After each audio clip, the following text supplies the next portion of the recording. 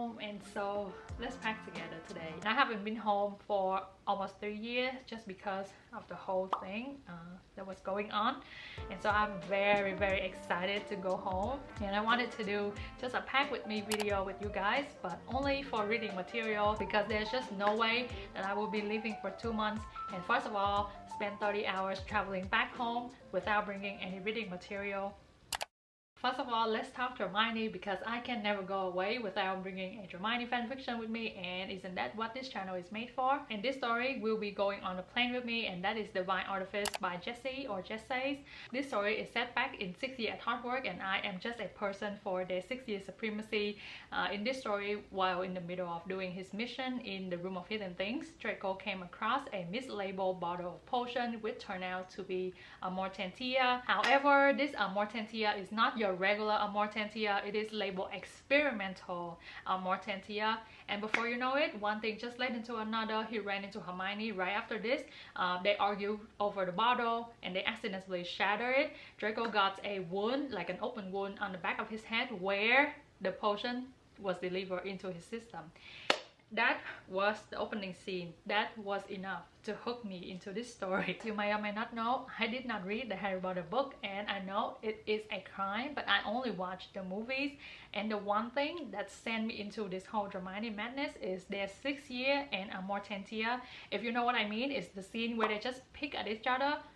That was the start of my whole madness for Hermione, and so I just think that it's super fitting for me to read this story on my first year anniversary with Hermione, because I started reading Hermione around July of last year, and I am about 9 chapters into this story, and I have to say that this story is very different from all the other 6 year story that I have read. First of all, I think that the transformation between enemy to lover between Draco and Hermione in this story is just really fast, and usually I don't like story where they gloss over the tension and the hostility between them, because it just doesn't make sense. But in this story, the way that the author delivered their situation make it seems very genuine and very believable, and that is why I keep going on with the story, even though I do have like a tiny bit of a problem with their fast transformation.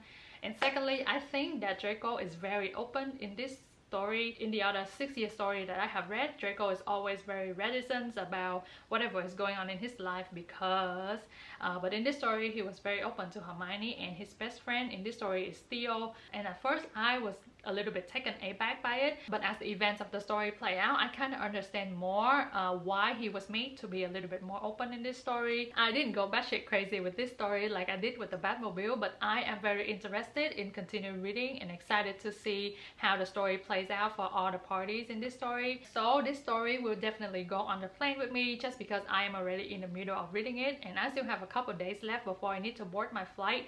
So I expect that by the time I got on the plane, I will have already finished some part of the story already, and it would be torture to me not to find out what happened next. So you are going home with me.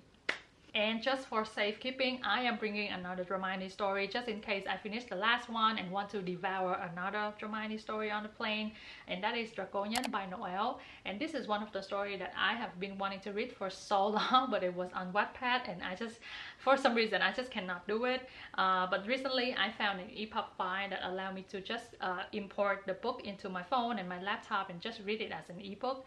And the synopsis is just very interesting to me, and I will do something that I've never done before, which is read the synopsis to you guys, just because I feel like I cannot do a better job at summarizing this story than, you know, the author herself. So it is the winner for the fanfiction award in 2016, so I anticipate greatness.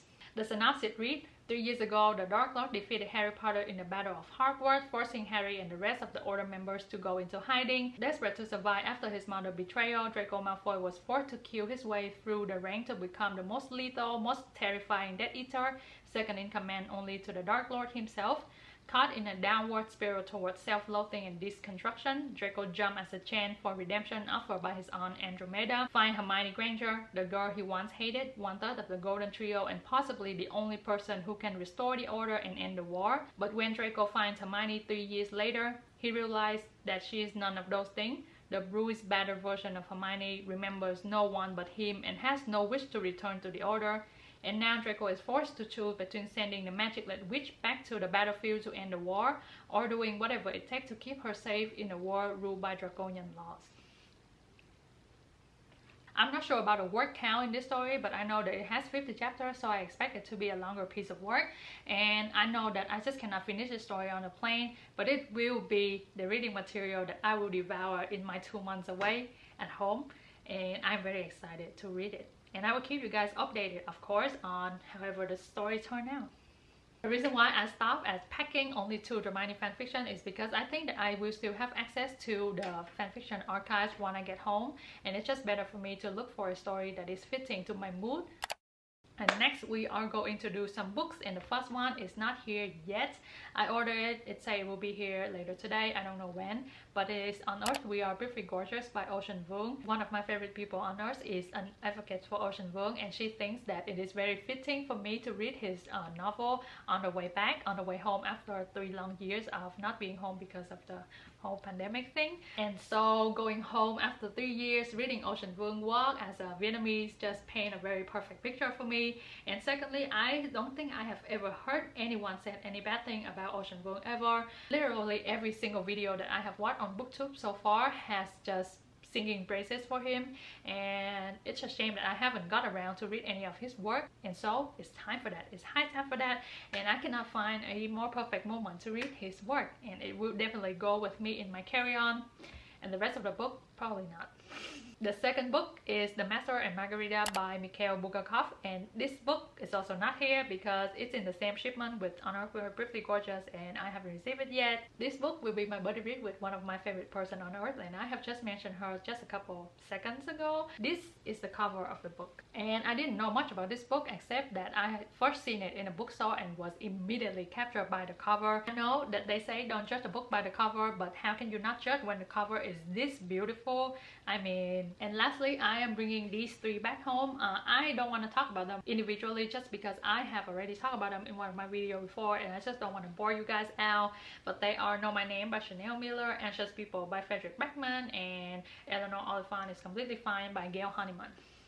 And the reason why I want to bring a couple of books back home is because apart from my plane ride home, I believe that I will also be doing some traveling, and it just feels better whenever I read a book on a plane or on a car than, you know, being on my phone.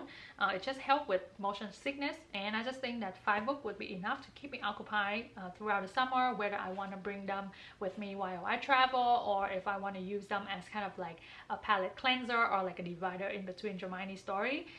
They would be great options. And that is all that I will be bringing home with me this weekend. I'm sure that those are not the only thing that I will be reading this summer, but I want to bring them with me and kind of like ease my mind because I'm so excited, but at the same time very anxious and agitated of going home. So I kind of want to have something like familiar on the trip home with me after such a long time. And the next time that I see you guys will be back home, so you'll have like a new background and probably a different vibe then. And I will see you guys in the next video, and take care in the meantime. It's always fun hanging out with you guys. Love you. Bye bye.